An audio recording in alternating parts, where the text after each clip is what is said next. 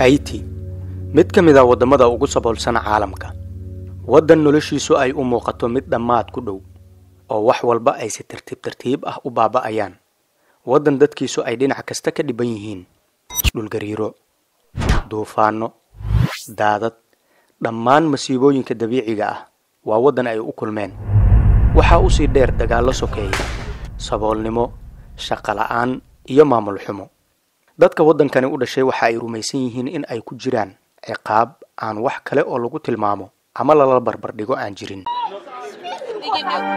marka laga soo tago aafooyinka dabiiciga ah ee dalka ka dhaca dhibaatooyinka kale ee jira oo dhan waa kuwa ay u horseedeen siyaasiyiinta wadanka oo dantooda gaarka ah kaliya wax walba u baabi'iya warbixintan ayaynu ku qaadaa dhigi doonaa sheekada ku saabsan wadanka Haiti oo ah wadanka ugu saboolsan waqooyiga Ameerika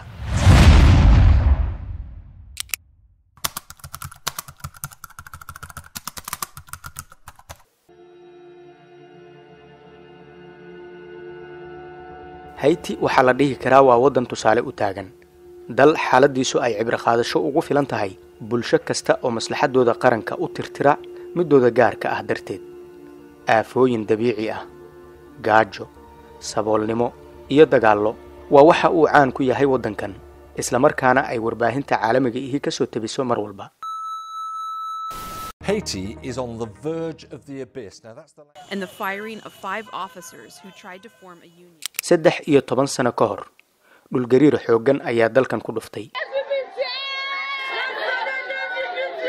Everyone is screaming.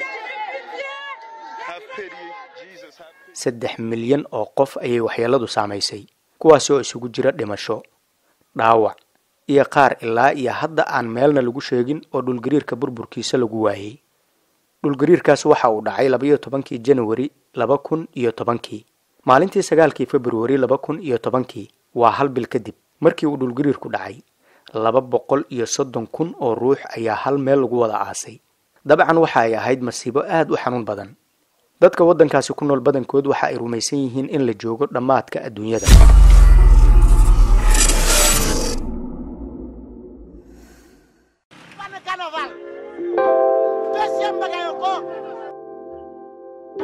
meelo badan oo wadanka ah waxa ka maqan ama si dhib badan lagu helaa adeegyada aasaasiga u ah nolosha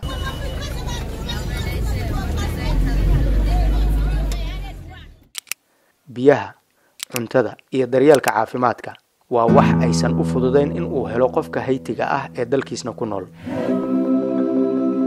xaafadaha qaar adeeg koronto kama jiro meelaha ugu roon ayaa dhowr saacadood oo 24 saac ah ay koronto u joogtaa qashinku waxa uu yaalaa meel walba oo deegaanka ah guryaha hortooda wadooyinka iyo suuqyada mushkilado qashinka ka daran ayaa haysta sidaas darteed ayaa laga yaabaa in aysan nadaafadba soo xasuusan karin ganacsatada maalqabeenka ah oo laakiin dadka shacabka ihi ay u arkaan dhiig miirato manaxayaal ah iyo siyaasiyiin faasidiin ah oo dadka iyo dalkaba in ay iibsadaan halgan ugu jira ayaa ah dadka ugu dhaqaalaha roon ee wadanka ku nool dadkaasi hantida haysta iyo shacabka saboolka ihi waxa u dhaxaysa masaafo aad u dheer oo aysan marnaba isa soo gaari karin dad isu turayana ma aha labada dhinacba xaafadaha qaar waxa dhacda iyada oo ay xaaladdu iska degan tahay in ay xabad isqabsato meel walba dalka waxa isku haya siyaasiyiin xukunka isku hardinaya burcad hubaysan iyo dhalinyaro koox u abaabulan oo xaafadaha dhexdooda isku disha ayagoo isu adeegsanaya tooreeyo baangado faasas iyo wixii la mid ah wadamada xaalad ahaan degan marka ay heesahooda iyo suugaantooda kale ku qotonto wadaniyada jacaylka guubaabada iyo waxa la midka ah halkan dhalinyaradu waxa ay ku heesaan isu goontin xajabaad iscabsigelin iyo aflagaado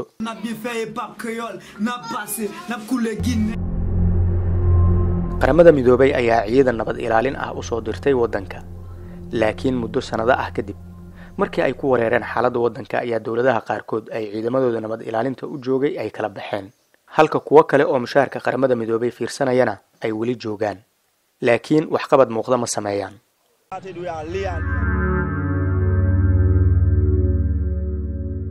waa dal u eg in ay dunidu ku jahawareertay siyaasad ahaan amni ahaan iyo dhaqaale ahaan intaba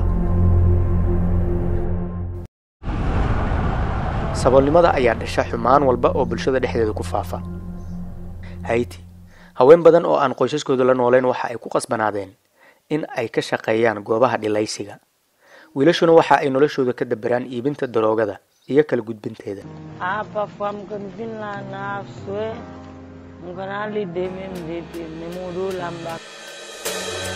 Port-au-Prince waa caasimadda waddanka. waxaa ku taalla xaafadda isku raranka ah ee ugu weyn dalkaas. guryo cabir ahaan kan ugu weyn laga yaabo in uusan 5 mitir ka weynayn. waxaa ku nool qoys dhan oo ka kooban 5 ilaa 7 ruux. guud ahaan deegaankaasi isku raranka ah waxaa ku nool 400,000 oo qof, halka guud ahaan magaalada caasimadda ahi ay ku nool yihiin 987,000 oo ruux. taasi micnaheedu waxa uu yahay kala bar dadka magaalada degan waxa ay ku nool yihiin xaafadaasi isku raranka ah. deegaankani isku raranka ah ma lahan adeegyada asaasiga ah ee bini'aadamku u baahan yahay. xitaa ma lahan musqulo ama suuliyo ku habboon in ay dadku isticmaalaan. ma jiraan biyo nadiif ah oo cabitaan ku wanaagsan. saxmad iyo ciriiriga bulshada darteed waxaa meel walba ku baahsan nadaafad dari. waxaa si weyn deegaanka uga jira cudurro ka dhashay nadaafad darida iyo kulaylka. ayada oo waddanka Haiti dhammaantiis uusan amni ahaan wanaagsanayn, haddana xaafadaha isku raranka ahi waa meelaha ugu amniga xun. waa meel ay ka taliyaan kooxaha gaangiska. dilalka, dhaca iyo afduubkuba si maalinla ah ayay uga dhacaan. boolisku cag ma soo gelin karaan xaafadahaas in ay wax ka qabtaan iska badaayay. dhibanaha dhabta ahi waa qofka shacabka ah oo aan kooxna ka tirsanayn ee iskiis u nool. waxa uu u nugul yahay dhibaato nooc kasta oo ay tahay. dhalinyarada badankood waxa ay u tahriibaan wadamada Brazil, Chile iyo kuwa la midka ah si ay u soo helaan fursado ay ku sii noolaan karaan. marka aan si guud u eegno dalka Haiti, waxa uu dhacaa qaaradda waqooyiga Amerika, wuxuuna ka mid yahay wadamada Caribbean-ka. waxa uu dhinaca bari xuduud kala wadaagaa dalka Jamhuuriyadda Dominican. saddexda jiho ee kalena waxa kaga teedsan bado. dalku waxa uu ka kooban yahay dhul weyn oo ku dhegan Jamhuuriyadda Dominican iyo jasiirado yaryar oo ku teedsan dhulkaas.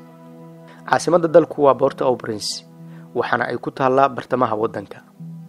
bedka uu ku fadhiyo dalka Jamhuuriyadda Haiti waxaa lagu qiyaasaa mayl 2 jibaaran oo u dhiganta 27,750 kilomitir 2 jibaaran. baaxad ahaan waxa uu wax yar ka weyn yahay gobolka Shabeellaha Hoose ee Soomaaliya. tirada dadku waa 11,450,000 oo ruux. tirakoobkii World Bank uu sameeyay sanadkii 2021. diinta ay dadku haystaan waa Kristaan iyo in yar oo mulxidiin ah, yacni kuwa aan wax diin ahba rumaysnayn. luuqadda rasmiga ah ee Haiti waa af Faransiis. sidoo kale waxa ay ku hadlaan Haitian Creole. lacagta ay isticmaalaana waxaa la dhahaa Haitian Gold. waddanka waxaa gumaystay dowladda Faransiiska, waxayna xurnimadooda ka heleen 1 January 1804. waa waqti hadda laga joogo 219 sano.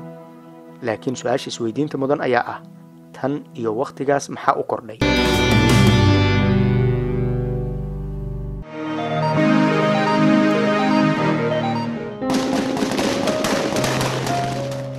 intaas ayaynu ku soo koobaynaa muuqaalkan aynu ku soo qaadannay xaaladda dalka Haiti ee waqooyiga Amerika.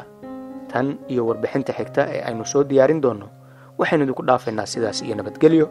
amaana Allah. halkan waa Itaal Media.